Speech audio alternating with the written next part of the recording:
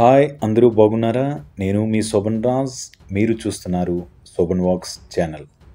వినదగునెవ్వరు చెప్పినా విననంతన వేగపడకు వివరం పదగన్ అంటారు. చెప్పుడు మాటలు విని అంత తొందరగా ఒక నిర్ణయానికి రావద్దు. ఏది మంచి ఏది చెడు అని తెలుసుకొని ఒక నిర్ణయానికి రా అని శాస్త్రం చెబుతుంది. రావణ బ్రహ్మ అంతటి అపర బ్రహ్మ తన చెల్లులు చెప్పుడు మాటలు విని రావణాసురుడయ్యాడు. చెప్పుడు మాటలు విని నీరో చక్రవర్తి తన ఉపాధ్యాయుడు అత్యంత గొప్ప రాజకీయవేత్త సేనాకాకి మరణదండన విధించాడు. వియ్యంకుడు చెప్పుడు మాటలు విని మహామంత్రి తిమ్మరుసు కళ్ళు పీకించాడు శ్రీకృష్ణదేవరాయలు.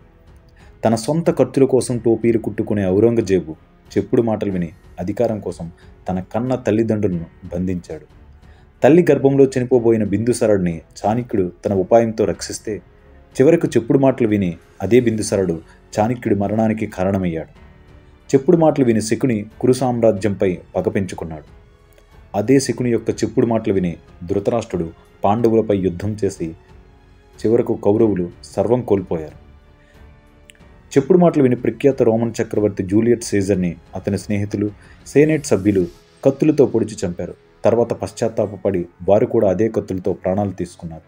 చెప్పుడు మాటలు విని కొందరు స్నేహాలు కోల్పోయారు. మరికొందరు చెప్పుడు మాటలు విని తన సంసారాలను నాశనం చేసుకున్నారు.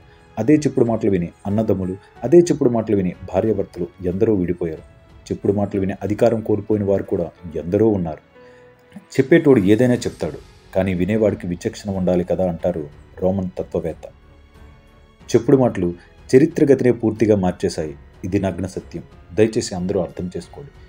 ఎవరో ఏదో చెప్తే అది విని వెంటనే ఒక నిర్ణయానికి రావద్దు.